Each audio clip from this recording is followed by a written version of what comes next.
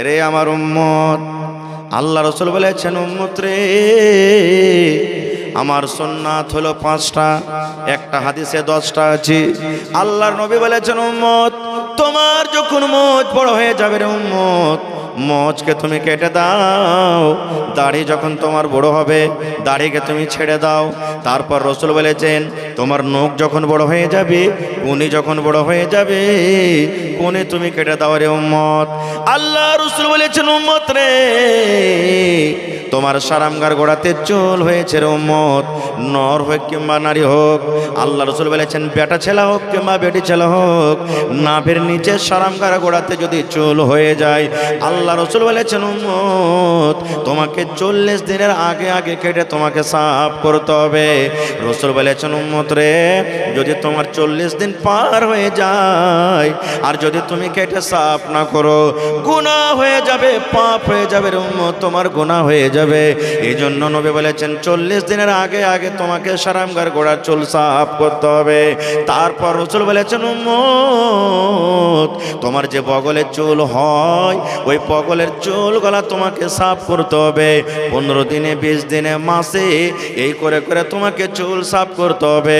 তোমাকে এরকম ভাবে ওড়ার কায়সার খাড়ের মতো তোমাকে লম্বা লম্বা করে তোমাকে ছেড়ে থাকতে হবে না, নাহলে তোমার গুনাহ হয়ে যাবে, পাপ হয়ে যাবে। আচ্ছা ভাই বলেন তো, আজকে এই যুগের বর্তমান মুসলমানের অবস্থা এমন যে যেমনই ছেলে একটা বাড়িতে জন্মগ্রহণ হলো, বাপের খুশিতে থাকা যায় না। কেন? ছেলে হয়েছে বাড়তে, এখানে ফোন করবে, ওখানে ফোন করবে, ওখানে ফোন করবে যে আমার বেটা হয়েছে। কেন? ওই যে 2 লাখ টাকার টিকিট ফেঁসে গেছে। হয় না, হয় না, টাকা লেওয়া দেওয়া হয় আপনাদের এলাকাতে, যখন বিয়ে শাদী হয় টাকা লেওয়া দেওয়া হয়, মানে এদিকে আছে, মানে রোগটা আছে নাকি। আর যখন বেটি যদি বাড়িতে হয়ে যায়, ও তো কাউকে ফোন করবে না, ওকে যদি কেউ ফোন করে যে আব্দুর রহমান, তোমার স্ত্রীটার ছেলে মেয়ে কিছু হওয়ার ছিল, তো কি হয়েছে? মন টন খারাপ হয়ে যাবে, কি হয়ে যাবে,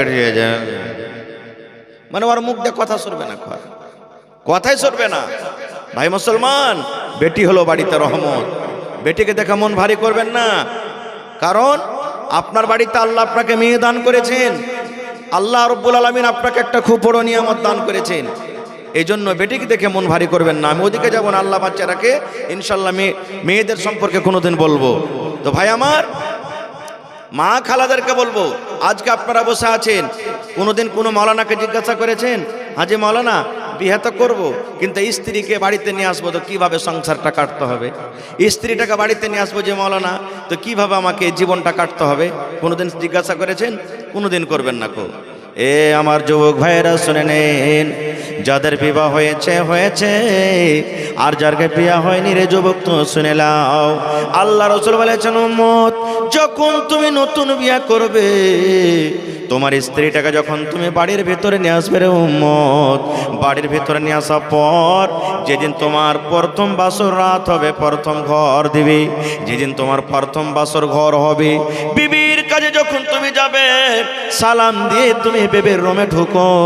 এবার সালাম দেওয়ার পর বিবির বিছানায় তুমি বসে যাও।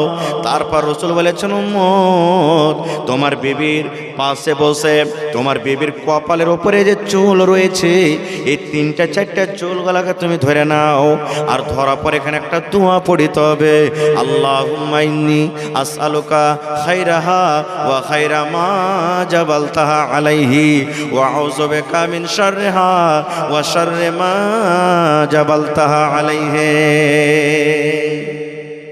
দোয়া পড়েছেন? এটা পড়েনি? হ্যালো গেল, হ্যালো গেল করতে বাস রাত করতো, হ্যাঁ জি না, দোয়া পড়িতে হবে। এবার যখন দোয়া হয়ে গেল, এবার বিবির সাথে প্যার মহব্বতের কথা শুরু করে দেন। আপনি ভালো মন্দ কথা বলেন। এবার কথা বলতে বলতে আল্লাহ রাসূল বলেছেন উম্মত, যখন তোমার বিবির সাথে তুমি মিলন করবে, তোমার বিবির সাথে তুমি হামবিস্তারি করবে, তোমার বিবির সাথে তুমি সহবাস করবে, তখন তোমাকে একটা দোয়া পড়তে হবে রে উম্মত। যেমন তুমি মসজিদে ঢুকবে যে দোয়া আছে, পায়খানাতে যাবে দোয়া আছে, নতুন কাপড় কিনবে দোয়া আছে, খানা খাওয়ার দোয়া আছে, খানা থেকে পরের দোয়া আছে, ওযু করতে বসার দোয়া আছে, ওযু করে ওঠা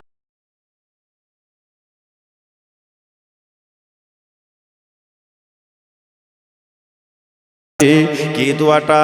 বিসমিল্লাহি আল্লাহুম্মা জান্নিবিনা শাইতান ওয়া জান্নিবিশ শাইতানা মা রাযাকতানা। বিসমিল্লাহি আল্লাহুম্মা জান্নিবিনা শাইতান ওয়া জান্নিবিশ শাইতানা মা রাযাকতানা। আল্লাহ রাসূল বলেছেন এই দোয়া পড়ার পর রে যুবক তোমার বিবির সাথে তুমি মিলন করবে। এবার যদি বলেন মাওলানা দোয়া তো আমি জানি না, বিনা দোয়াতে যদি বিবির কাছে আমি চলে যাই, বিনা দোয়াতে যদি বিবির সাথে মিলন করি তাহলে কি আমার ক্ষতি হবে? আল্লাহ রাসূল বলেছেন উম্মত রে যদি তুমি বিনা দোয়াতে বিবির সাথে মিলন করে নাও, যদি বিনা দোয়াতে বিবির কাছে তুমি চলে যাও তাহলে তুমি জয়বার তোমার বিবির সাথে তুমি হামবেস্তারি করবে, মিলন করবে, তোমার সাথে সাথে তোমার বিবির কাছে শয়তান চলে যাবে। তুমি যতবার বিনা দোয়াতে যাবে ততবার তোমার বিবির কাছে শয়তান চলে যাবে। এবার বলেন মুসলমান আমার স্ত্রীর কাছে যদি কোনো লোক চলে যায়, আপনার স্ত্রীর সাথে যদি কাছে কোনো লোক চলে যায়, চোখে দেখতে পেলে তাকে ধরা পড়ে যায়, তারপরে বিচার করব, জরিমানা করব। কিন্তু মুসলমান শয়তান কত বড় দুশমন, যাকে তাকে চোখে দেখতে পাই না বলে আমরা কোনো পারোয়া করি না। এই জন্য নবী বলেছেন উম্মত বিবির কাছে যাওয়ার আগে আগে তোমাকে একটা দোয়া পড়তে হবে। ওই দোয়াটা যতক্ষণ না শিখবে না পড়বে ততক্ষণ তুমি যদি তোমার বিবির সাথে তুমি মিলন করে নাও তাহলে বন্ধুরা আল্লাহ রাসূল বলেছেন যতবার বিবির কাছে যাবেন আপনার সাথে সাথে শয়তান চলে যাবে, শয়তান যাবে। ভাই মুসলমান এগুলো আমরা শিখবো না, আমরা শিখবো কি মাপে লাগালছি পোকা লেগে গেছে, হ্যাঁ দাদু চাচা শালা কোন যে ভুট্টা লাগালছি পোকা লেগে গেছে, গাছ লাল লাল হিচ্ছে, কি ওষুধ করতে হবে? ধান লাগালছি ধান মিট মিট করছে, টিম টিম করছে, হ্যাঁ চাচা কিংবা ভাই ধান কিন্তু খুব বিটটা মারে না, কি করতে হবে? এগুলো শিখবো, শরীয়ত আমরা শিখবো না। খুব আর একটু আগে চলেন, একদিনকার ঘটনা। আল্লাহর নবী নিজের স্ত্রী মা আয়েশা রাদিয়াল্লাহু তাআলা আনহার সাথে রাতের বেলাতে কোনো ঘুরতে চলে গেছেন, ময়দানে মাঠের দিকে ঘুরতে গেছেন। ঘুরতে ঘুরতে হঠাৎ করে আল্লাহ নবীর স্ত্রী মা আয়েশা রাদিয়াল্লাহু তাআলা আনহা নবীকে বলছেন নবীজি একটা কথা বলবো আপনাকে। তো বলছে কি কথা? বলছে আজ দৌড়াদৌড়ির মোকাবিলা করব আপনার সাথে। কে বলছেন? মা আয়েশা নবীর স্ত্রী বলছেন নবীজিকে আজ আপনার সাথে দৌড়াবো, যে আমি হলাম আপনার স্ত্রী, আপনি হলেন আমার স্বামী, তো দুজনা দৌড়াবো। ধরেন যে এটা রহিমারি মাদ্রাসা নাকি, আর এখান থেকে ধরেন আশেপাশের একটা কোনো জায়গার নাম বলেন, চামাপাড়া মনে করলেন, ফাঁক ময়দান, তো বলছেন যে এই মাদ্রাসা থেকে চামাপাড়া পর্যন্ত দৌড়াবো। তো কে আগে দৌড়াইতে পারছে? আপনি দৌড়াইতে পারছেন কি আমি দৌড়াইতে পারছি? দৌড়াদৌড়ি শুরু করেন। তো যদি আপনার উপরে স্ত্রী যদি কোনো ডিমান্ড করে দেয় তো তাকে পুরানা করতে হবে। তো আল্লাহ রাসূল বলছেন যে ধর পাগলি কি দৌড়াইবে, যে না দৌড়াইতে হবে আপনাকে, দৌড়ান। এবার চিনহার গাড়ি দিলেন, ঝান্ডা গাড়ি দিলেন এখানে, আর ওইখান পর্যন্ত দৌড়াইতে হবে।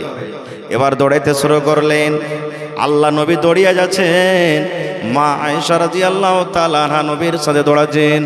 দৌড়াতে দৌড়াতে দৌড়াতে সুবহানাল্লাহ আমার নবী হেরে গেলেন, মা আয়েশা কিন্তু জিতে গেলেন। নবী হেরে গেলেন আর কে জিতলেন? ভালোবাসা স্ত্রী। এবার তখন মা আয়েশা বলছেন দেখলেন আমাকে পারবেন না আপনি, জিতে নিলাম আমি, আপনি হেরে গেলেন। এই যুগে যদি আমরা পুরুষ হতাম তো কি বলতাম? হ্যাঁ হ্যাঁ তুমি জিতা খুব বড় মানুষ হয়ে গেছো, খুব তুমি বড় কাম করে দিয়েছো, এমন করে কথা বলতাম যে ওর মনটাকে ভেঙে দিতাম নাকি। কিন্তু নবীজি মুচকি মেরে হাসা বলছেন বিবি রে হ্যাঁ হ্যাঁ তুমি জিতেছো, আমি হেরে গেছি। দিলখান কত বড়। এইবার থাকতে থাকতে থাকতে কিছুদিন পর, হয়তো 6 মাস পর, বছর পর, আবার কোনো কাজে কাবে নবী ওখান দিয়ে চলে ইচ্ছেন, মা আয়েশা কিন্তু সাথে আছে। এবার নবীজি বলছেন আয়েশা রে আজকে তোমাকে একটা কথা বলবো রে বিবি। বলছে স্বামী গো কি বলবেন বলেন। আল্লাহ রাসূল বললেন আয়েশা 1 বছর আগে এই জায়গাতে আমি তুমি দৌড়ের মোকাবিলা করেছিলাম। আয়েশা রে ওই দিন তুমি জিতেছিলে, আমি নবী হেরে গেছিলাম। বিবিরা আজকে দেখি দৌড়াও তো, দৌড়ের মোকাবিলা করো, দুজনের মধ্যে কে জিতছে কে হারছে। মা আয়েশা বলছেন সেদিনও আপনি হেরেছেন, আজও হারবেন, আমাকে পারবেন না আপনি। তা আল্লাহ রাসূল বলছেন আচ্ছা দৌড়াও তো দেখি। যেমন যেমন বয়স কাটবে তেমন তেমন মহিলাদের গতর শরীরটা ভালো হয় না, ভারী হয় না, হয় না? ভারী হয়। এবার দৌড়াতে শুরু করলেন, দৌড়াতে এবারে আল্লাহর নবী ফার্স্ট হয়ে গেলেন। মা আয়েশা কিন্তু এবার হেরে গেলেন। আল্লাহ রাসূল বললেন, আয়েশা রে, 1 বছর পূর্বে এই ময়দানে তুমি আমি দৌড় লাগালছিলাম, সেদিন তুমি ফার্স্ট হয়েছিল, আমি হেরে গেছিলাম। আর আজকে আমি নবী জিতে নিলাম, তুমি হেরে গেছো। আমরা স্বামী স্ত্রী দুইজনে বরাবর হয়ে গেলাম। আজ থেকে কেউ বলতে পারবো না যে তুমি হেরেছো আমি জিতেছি। আজকে আমরা দুইজন একবারে সমান হয়ে গেলাম। এই জন্য বলবো মুসলমান, এই মাঝে মাঝে যদি স্ত্রীর স্বামীতে দৌড়ের মোকাবিলা করতে চাইতে তো দৌড়াইতে পারেন, তবে গাঁর ভিতর দিয়ে দৌড়াইতে লাগেন না। তো লোক কবে সালের গায়ে মাথা পাগলা হয়ে গেছে, কেন দৌড়াইছে না বে? হ্যাঁ, সময় দেখে দৌড়াইতে হবে, টাইম দেখে দৌড়াইতে হবে, ফাঁকা ময়দানে যেতে হবে। এই মতো সুবহানাল্লাহ, মাওলানা আবুল কালাম আজাদ রহমতুল্লাহ আলাই একদিন খাইতে বসছেন। ওর সাথে একটা বেটা আছে, ওর বেটা আর ওর স্ত্রীটা রুটি দিয়েছেন তাকে। রুটিটা পুড়া রুটি, এরকম কোনো কামে কাজে হয়তো মা খালারা রুটি বানাতে পুড়ে যায় না, রুটি হয় কি হয় না, রুটি পুড়ে গেছে, খেতে দিয়েছে। তো মাওলানা আবুল কালাম আজাদ রহমতুল্লাহ আলাই উনি আর ওর বেটাটা খেতে বসেছেন। তো আর স্ত্রীটা রুটি দিচ্ছেন, তখন প্রথমে ভুল স্বীকার করছেন যে স্বামী গো, রুটিটা আমার পুড়ে গেছে, মনে কিছু নিবেন না। তো মাওলানা আবুল কালাম আজাদ বলছেন যে না না না, কোনো নাই। রুটি খাওয়া দাওয়ার পর তখন বলছেন, আর ওর ছেলেটা বলছেন যে আজ তো আমার মার পরে কিন্তু রাখবেই, রুটি যে চলে গেছে আজ রাখবে। তো মাওলানা আবুল কালাম আজাদ রুটি খাওয়ার পর বলছেন বিবিকে ডাক দে, কত সুন্দর রুটি বানাল সাহেবজি, আজকার মনে হয় মতন রুটি কোনোদিনই মজাদার হয়নি, খুব মজা লাগলো রুটি খেতে। এবার তো শেষ হয়ে গেল। এবার ছেলেটার মন খারাপ যে কথা তো উল্টে হয়ে গেল এখানে। এবার রাতে ছেলেটা বিছানায় ঘুমাইতে যাবে, তখন এসারের পর ওর বাপের সাথে দেখা গেছে। এবার বলছে, আব্বা গো, আমার দয়ার আব্বা জানে একটা কথা আমি বুঝতে পারলাম না। বলছে, বেটারে কি কথা? বলছে, আব্বা গো, রুটি জ্বলে গেছে, রুটি ছাই হয়ে গেছিল। তবে রুটি খাওয়ার পর আমি ভাবলাম আমার মাকে আপনি ডাঁটবেন, মায়ের পর আপনি রাগ করবেন, কিন্তু আব্বা গো রুটি খাওয়ার পর মায়ের আপনি এত তারিফ কেন করলেন? মায়ের দিল খান হিম্মত খান বাড়িয়ে দিলেন। এবারে মাওলানা আবুল কালাম আজাদ বলছেন, আরে আমার কলেজের টুকরা শোন বেটারে, দুনিয়াতে এমন কিছু কাজ আছে রে বেটা, খারাপ থাকতে গেল সেটাকে ভালো নিয়ে চলতে হবে। আজ তোর মার রুটি জ্বলে গেছে, তোর মার রুটি পুড়ে গেছে। আমি যদি এই টাইমে এ সময়তে বলতাম, বিবিরে তুমি কেমন করে রুটি বানালছো, তোমার রুটি কেন জ্বলে গেছে, আমি তো এক টাইম খাইতাম, খায়া হয়তো 1 ঘন্টা বাদ রুটি হজম হয়ে যাবে। কিন্তু কথাটা বলার কারণে তোর মার কলেজাতে ধাক্কা লাগতো, তোর মা ছোট হয়ে যেত, তোর মা কত দুঃখ ব্যথা পাইত, কতদিন জীবন ধরে আমার পরে কত তার রাগ থাকতো। এই জন্য আমি একটু সহ্য করে থাকলাম, তার মনটাকে আমি খুশি করে দিলাম। আমার আপনার মতো নয়, একটু যদি নুন বেশি হয় তাও মারবো, একটু কমে যায় তাও মারবো, আর কিছু যদি হয়ে যায় তাও মারবো। কথাতে কথাতে আমরা মারি কি মারি না? এই আমার ভাইরা শোনেন, একদিন নবী বসা আছেন, ওরে সুবহানাল্লাহ, আল্লাহর নবী বুখারী শরীফের হাদিস, সাহাবা কেরামকে বলছেন, সাহাবীরে তোমাকে জিহাদের ময়দানে যেতে হবে, তোমাকে যেতে হবে, তোমাকে যেতে হবে, তোমাকে যেতে হবে, তোমাকে যেতে হবে। কিছু লোকের সাহাবী নবী নাম নিয়ে নিলেন, সব তৈয়ার হয়ে গেলেন, ঠিক আছে নবীজি যাব, আমি যাব, অমুক যাব, অমুক যাব। এই সাহাবীদের মধ্যে একজন সাহাবী নবীকে প্রশ্ন করে দিলেন, আইয়ুন নিসাই খায়র। আল্লাহ রাসূল বললেন, সাহাবীরে তোমরা লড়াইয়ের ময়দানে চলে যাবে, যুদ্ধের ময়দানে চলে যাবে রে সাহাবী, কে জানি তোমরা আর ঘুরতে পারবে কিনা বাড়িতে, তোমাদের জীবনটা আর বাঁচবে কি বাঁচবে না। এই জন্য তোমরা বাড়ির ভিতরে চলে যাও, নিজের মায়ের সাথে সালাম কালাম তোমরা করে নাও, বিবির সাথে তোমরা সালাম কালাম করে নাও, ছেলে মেয়ের মুখখানা দেখালাও, আর বিদায় সিদায় করে তোমরা জিহাদের ময়দানে চলে যাও। যখন এই কথাটা বললেন, একজন সাহাবী নবীকে বললেন, আইয়ুন নিসাই খায়র। আল্লাহ রাসূল গো, জমিনের উপরে কোন নারীটা বেশি ভালো, জমিনের উপরে কোন মহিলাটা বেশি নেককার, জমিনের উপরে কোন আল্লাহওয়ালি মহিলাটা আল্লাহর কাছে বেশি ভালো? আল্লাহ রাসূল বললেন, মহিলা, ও দুনিয়ার মানুষ শুনে নাও, যে মহিলার মধ্যে 3খানা গুণ থাকবে, যে মহিলার মধ্যে 3খানা সিফাত থাকবে, ওই মহিলাটা আল্লাহ রাব্বুল আলামিনের কাছে প্যারি ভালো। কয়টা গুণ? কয়টা গুণ ভাই? তিনখানা। এক নম্বর আল্লাহ রাসূল বলেছেন, যখন মহিলারে তোমার স্বামী হাট থেকে, বাজার থেকে, মাঠ থেকে, যখন তোমার স্বামী স্কুল থেকে, মাদ্রাসা থেকে, দোকান থেকে বাড়িতে যখন ঢুকবে, তোমার স্বামীর দিকে যদি একটু তুমি 10 গ্রামের মুচকি হাসি দিয়ে তোমার স্বামীকে খোঁজ করতে পারো, আল্লাহ রাসূল বলেছেন এই মহিলা জমিনের ওপরে সব থেকে বেশি ভালো। এক নম্বর, স্বামী যেমনই বাড়িতে ঢুকলো একটু 10 গ্রামের মুচকি হাসি দিয়ে দিলে, যদি বিবির হাসি পেলাই সুবহানাল্লাহ, সারাদিনকার খাস্তানা দূর হয়ে যাবে। হবে না? হবে না? হ্যাঁ। কিন্তু ভাই আপনারা যখন বাড়িতে ঢুকবেন তো পাউরুটির মতন মুখখানটা ঢুকেন না। আপনারও মুখখানটা একবারে খুব এরকম থাকা চাই যে আপনার মুখখানটা দেখে স্ত্রী যাতে একবারে খুশি হয়ে যায়। না হলে এরকম না হয় ও হাসবে আর আপনি এমন রায়গা ঢুকবেন যে হ্যাঁ তোকে হাসি লাগছে, আমি বাড়িতে ঢুকে আছি, কত একবারে হাড্ডি ভাঙা কাজ করে বাড়ি থেকে আইনো আর তুই মানে কি আমাকে দেখে হাসছিস, এরকম না হয়। ভাই মুসলমান, শেষ কথা, সব কথা বলতে পারবো না আজকে। সাহাবে কেরাম চলে গেলেন নিজের বাড়িতে দেখাশোনার জন্য। একজন সাহাবী যার নাম হলো আবু তালহা রাদিয়াল্লাহু তাআলা আনহু বাড়িতে গেলেন। বাড়িতে যাওয়ার পর আবু তালহার স্ত্রীর নাম হলো বিবি রুমাইসা। আর স্ত্রীর নাম কি? জোরে বলেন। বিবি আবু তালহা রাদিয়াল্লাহু তাআলা আনহু বাড়িতে ঢুকলেন। ঢোকা পর বিবিকে বলছেন আসসালামু আলাইকুম ওয়া রাহমাতুল্লাহ। সালাম দিয়া বাড়িতে ঢুকলেন। এইবারে বিবিকে বলছেন, বিবি রে, আমি জিহাদের ময়দানে চললাম, আমি যুদ্ধের ময়দানে চললাম, নবীজি আমার নাম নিয়েছে বিবি রে, আমি জানি না আর ঘুরতে পারবো কি পারবো না, আমার আল্লাহ হায়াত দিবেন কি দিবেন না আমি জানি না। তবে বিবি রে একটা কথা তোমাকে বলবো, তুমি আমাকে মাফ করে দাও। স্বামী ইসলামে যদি তোমার কোনো হক আমি আদায় করতে না পারি, স্বামী হিসাবে যদি তোমার হক আদায় করতে আমার কোনো কমি হয়ে থাকে, বিবি রে তুমি আমাকে আল্লাহর হস্তে মাফ করে দাও, তুমি আমাকে মাফ করে দাও। আচ্ছা আপনি বলেন, আপনি যখন দিল্লি পাঞ্জাব যাবেন, আপনার বাড়িতে যদি ছোট ছোট ছেলে মেয়ে থাকে, ওরাকে কোলে নেবেন না নেবেন না? হ্যাঁ না বলেন, নেবেন না নেবেন না? আপনি ধরেন দিল্লি পাটনা যাচ্ছেন, ছেলেটাকে আদর করবেন না করবেন না? আবু তালহা রাদিয়াল্লাহু তাআলা আনহু চলে যাবেন বিদেশে। বাড়িতে ওর একটা ছেলে ছিল, তার নাম হলো উমাইর, 7-8 বছরকার ছেলে। আবু তালহা বলছেন, বিবি আমার কলিজার টুকরা উমাইর কই, একটু তাকে দেখবো, কই আমার কলিজার টুকরাটা। যখন এই কথাটা বলা, বিবি রমেশা বলছেন, স্বামী গো, আমার কলিজার টুকরা সন্তান উমাইর জ্বর হয়ে গেছে, বেমার হয়েছে, শরীরটা গরম হয়ে আছে, তাকে রোগ হয়ে গেছে, বেমার হয়েছে।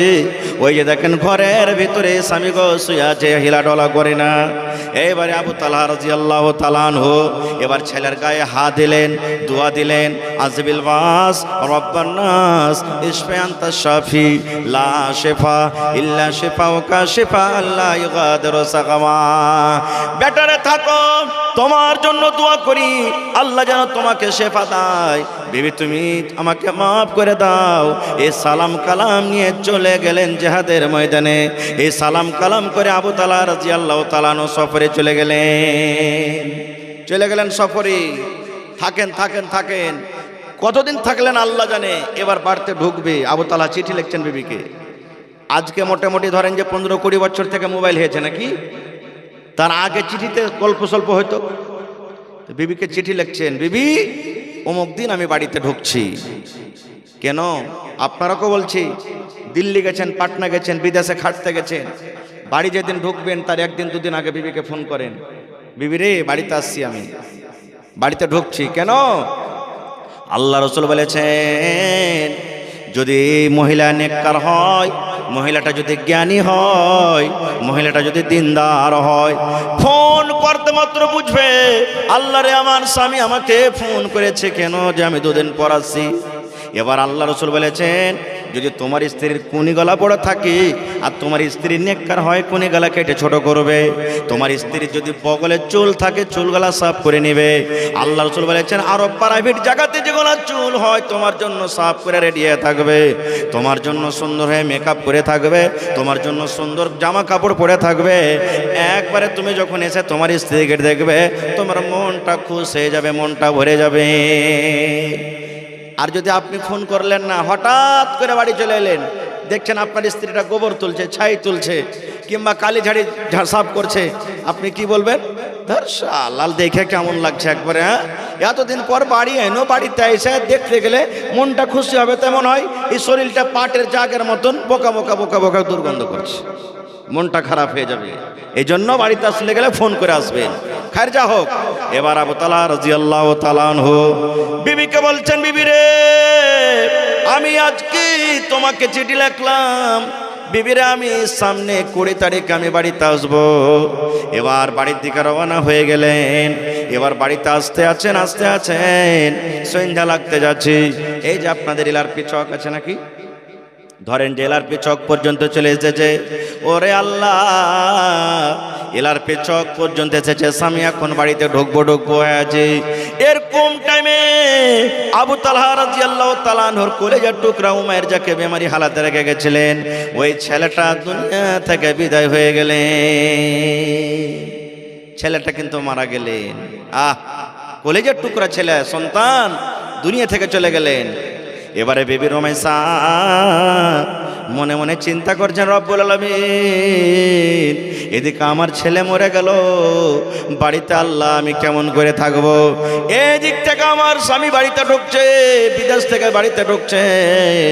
আল্লাহ তোমার নবী বলেছেন, ওই মহিলাটা সব থেকে হলো নেককার, ওই মহিলাটা হলো সব থেকে আল্লাহওয়ালি, ওই মহিলাটা হলো সব থেকে সলেহা জায়েদা আবেদা। যখন তার স্বামী বাড়িতে ঢুকবে, স্বামীর দিকে একটু নজর করে স্বামীর মনটাকে খুশি করে দিবে। ওই মহিলা সব থেকে হলো নেককার।